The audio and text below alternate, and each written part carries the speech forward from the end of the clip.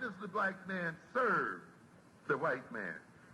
Why does everything the black man do benefit the white man? Why does the black man say freedom is doing what I want to do? And why is it that everything he wants to do enriches the European? Welcome to the desert of the real.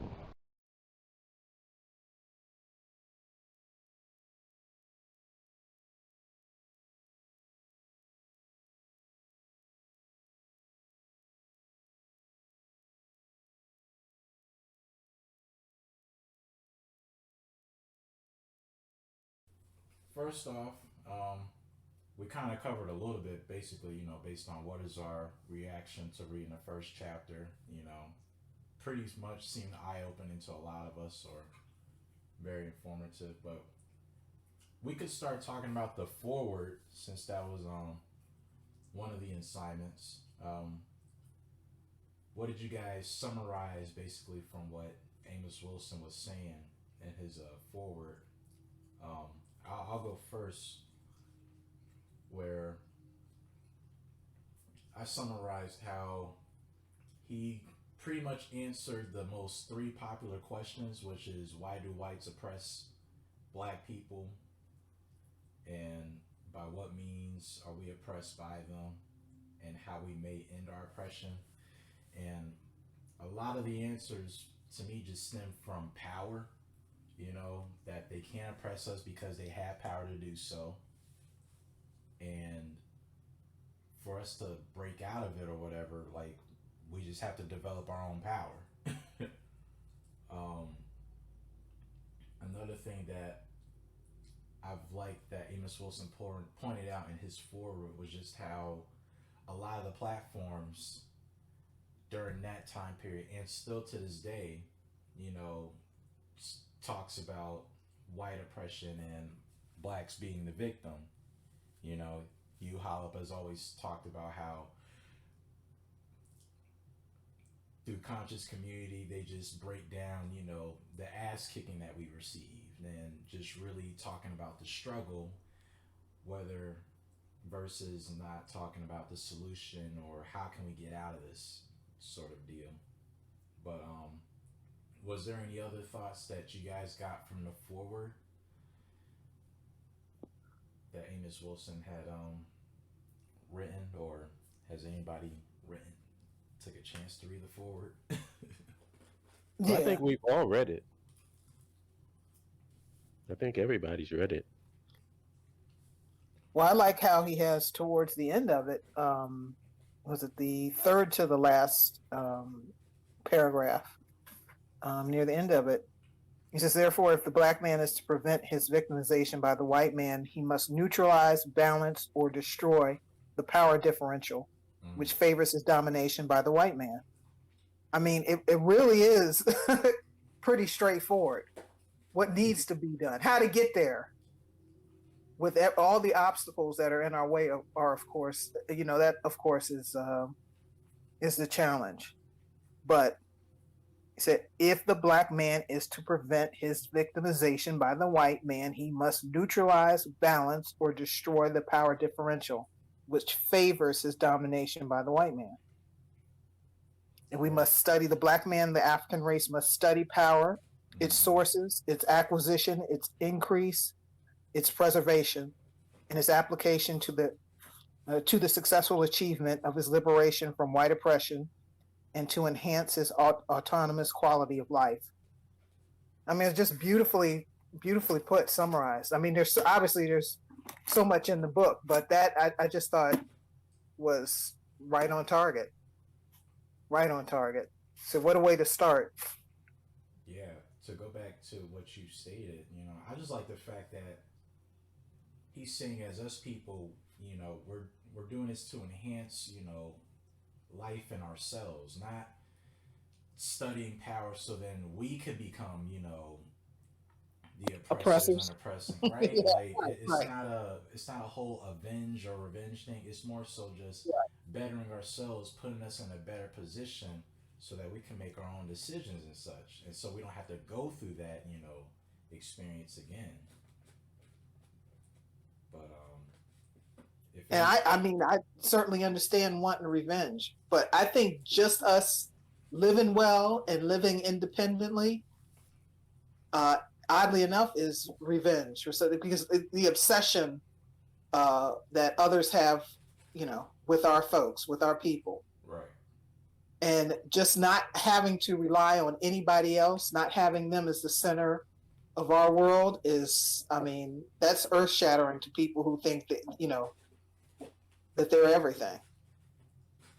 Yeah, you stated just what I was about to say, is that we have to define what revenge actually means. If a woman is in a relationship with a dude who's whooping her ass, is toxic, counterproductive, and every other negative thing you can think of, and she goes out of that relationship with that dude, how does she get revenge on that dude that she was in that negative relationship with?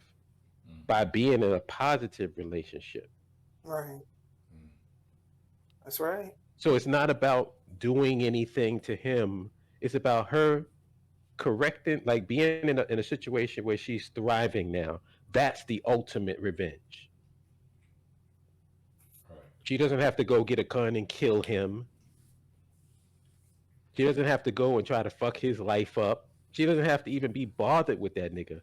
And she could get revenge on him simply by her bettering herself and her life. And it's the same thing with us. Yeah, the focus should be us, not revenge. That if Right. not that. Now some things happen where you can get back at some folks. Well, okay, but that's not the focus. Right. If that doesn't happen, it doesn't happen. Just us surviving and doing for ourselves is going to drive a lot of folks crazy.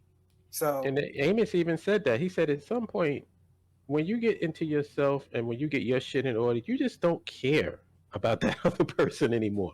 Right. yeah, What they do or what they like. So then the whole concept of getting back at them is just out of the window anyway, because you're not even thinking about them.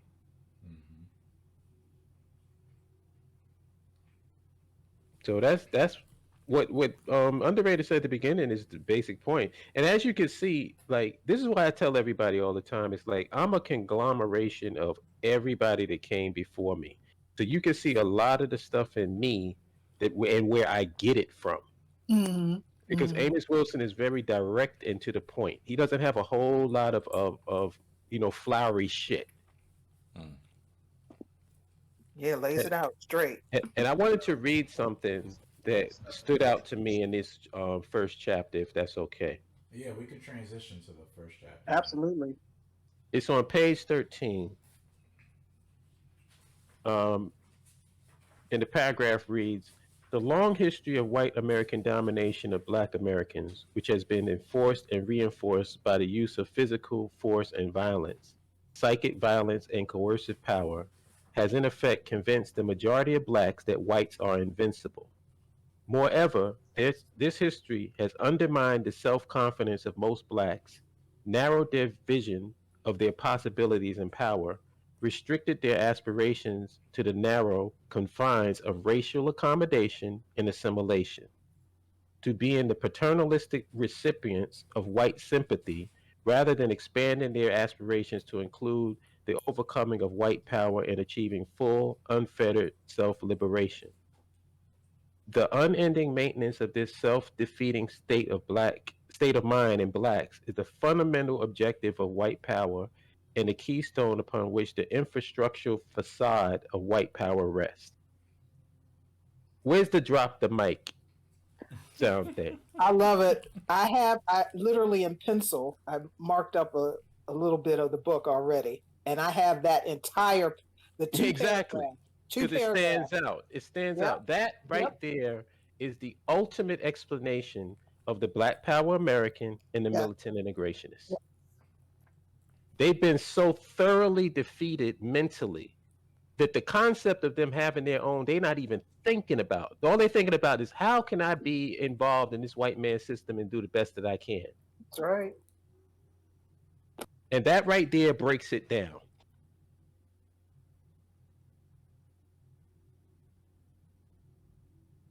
And I'm quite sure y'all had the same reaction to it when y'all read it. Because like you said, you highlighted Yeah, Yes, sir. I was laughing as soon as you started reading. I said, "Are you kidding me?" Exactly what I have it bracketed. 2 paragraphs. It was that page and page 24. Um, the subordination of people of color is functional to the operation of American society as we know it, and the color of one's skin is a primary determinant of people's position in the social power structure. Racism is a structural relationship based on the subordination of one racial group by another. Given this perspective, the determining feature of race relations is not prejudice towards blacks, but rather the superior position of whites and the institutions, ideological as well as structural, which maintain it. Drop the mic. I tried to do it, but it won't allow me Entire to. chapter. That's on Incredible. page 24. 24, right? That's the whole thing about infrastructure. Well, well, what's so fascinating about Amos, and like I hold Amos at such a high regard. And honestly, if it wasn't for finding Amos Wilson, I wouldn't have found the BIO, because that's what attracted me to the BIO. I ended up coming across one of your videos, Holip, Mhm. and Amos was in the intro. And the thing about Amos Wilson is that so many people sleep on him. Like they don't even mention Amos Wilson like he's not a god. And I heard that, and I was immediately like, somebody know what's up. And then obviously I heard about the BIO, and it didn't take any convincing me that this was the way to go. But back to Amos though, I don't even remember how I found him, but once I heard this brother, I was like, dude, this dude is a monster. And reading him is different. It's like listening to him, listening to his lectures or whatnot. You hear him, but reading him, it's like he's a rapper, and instead of freestyling it's seriously though, feel me, it's like he's a really good rapper who's a freestyle master, but who also could write one of the best songs, so everything he does is just genius. So when like listening to him, it's like I'm hearing the freestyle rap, like, oh dude, it's nice. Reading his words, it's like every sentence is a fucking bar. Like every sentence is like just a metaphorical bar that nobody could mess with. Like it just embarrasses everybody else, makes people not even want to rap. So literally, if like I have my highlighter and I just kept highlighting, I'm like, this is stupid. I won't even read it. I'll just be highlighting all this stuff that way Yeah, we can have these long discussions about. You know what I'm saying? It's like yeah, literally bar, bar, bar, bar. Everything he's saying is just a bar, and it's like, yeah. and the fact that he's not held at such the level that he deserves almost irritates me. Like when people talk about our quote unquote heroes, our revolutionaries, it's like, bruh, do you Mm-hmm. and they literally don't even know who Amos Wilson is. It's like this dude is so special. Such a special dude, man. Seriously. Such a Yeah. special man.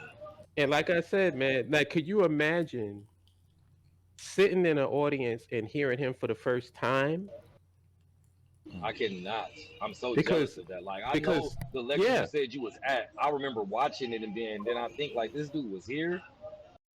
I don't even yeah. like you no more because of And I didn't and the that. funny part Jealous, about it man. was I didn't know, like we got there, right? And I remember that night vividly because it was me and Mac and my cousin, and it was cold as fuck in New York. The heat was out in the slave theater. So we were sitting up there with boots on and big ass coats and stuff. And we was used to listening to Khalid and a lot of you know um what's the word up? I don't want to say what's the What, word I'm looking firebrand? for? Yeah, like Really? firebrand speakers. Yeah, yeah. So when Really Amos fire. came up, I didn't know who he was, so I was like, we was like really seriously debating whether we should stay or not. Oh shit. We was really seriously debating should we stay, and we just said, you know what, let's stick around and let's hear what brother has to say. And to this day, if it had not been for me listening to that lecture, there's no way in hell I would be Mr. Holipsism.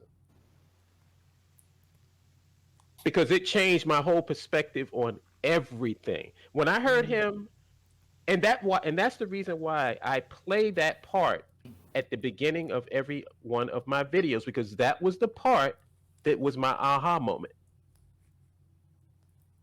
Like, I heard everything that he said, and I heard the entire lecture was fire, but it was that particular phrase that made me go, oh shit. And I got it. It's like when it's sort of like I compare it to, like, if anybody ever ran track and you ever experienced runner's high. Oh yeah. The best way I can explain runner's high is this: when you first start running, shit starts hurting. Your ankles hurt, your calves hurt, your legs hurt, your fucking heart feels like it's beating out of its chest. Yes, because your body is getting used to the motion of your running. At some point, all the pain stops and you're just running. You can actually speed up running, slow down running, and it doesn't affect you. Like, you don't get out of breath. Your heart rate doesn't, feel like it's beating. Everything is in sync. That's how it felt when I heard him say that to me. So I consider it, like, if I was to use that as a metaphor, all of the knowledge and all of the stuff and all of the lectures and all of the speeches that I heard was me running and going through those pains. And when I heard Amos Wilson, it was runner's high. Keep going. Yeah. Everything made sense. And the thing and this is the thing, I don't think that anybody should be worshipped, because I think that does them an injustice. Because you got to remember the time that Amos Wilson was in. So a lot of the stuff that when we read this book, it may not sound exactly like the stuff that we're talking about now, but that's the point. The point was he was discussing power and how to identify power, how to achieve and obtain power. Strategies and tactics is something that came a little bit after Blueprint for Black Power, as far as the BAIO is concerned. Well, because you needed. I'm sorry. Go ahead. Go ahead. No, you finish, because you was cooking. Finish your part. What You just made me think of something. Finish your part. What Blueprint for Black Power was, and that's why I call it the Bible of Black nationalism. The principles upon which every strategy and tactic you use is in this book. So it's not to be looked upon like, and I guess using the Bible in that sense of that, the way that you hold it in regard, but not literally, because most people are Bible thumpers, take it word for word and don't want to elevate or use that to grow. That's not what Amos Wilson taught me, that you have to constantly be learning. You have to put yourself in a state of learning. Amos Wilson was reading publications, news publications, every fucking day, every week, constantly updating his information base. He always said that knowledge and stuff is not static. It's not stuck in time. And he used to say that I forget the lecture he said it in, but he said that everybody wants to go back to some ancient time in Egypt and try to recreate that. He said, that's not what you're supposed to be doing. Knowledge is not stuck in time. Knowledge is constantly moving forward. And that's the thing that I took and learned from Amos. So it's like, that's why when we read this book, it's not about copying and mimicking everything that's said in the book word for word. It's about using those things as principles to help you informing your strategies and tactics, if that makes any sense. You can't compare to the status right here. Legendary worldwide, we can battle right here. Listen, Junior, I'ma tear back your wig. This ain't TV, but I'll show you what a fear factor is. Stop grilling me, and all that fronting is killing me. You leave me no choice but to hurt your feelings, G. About to slap rappers around the bruise.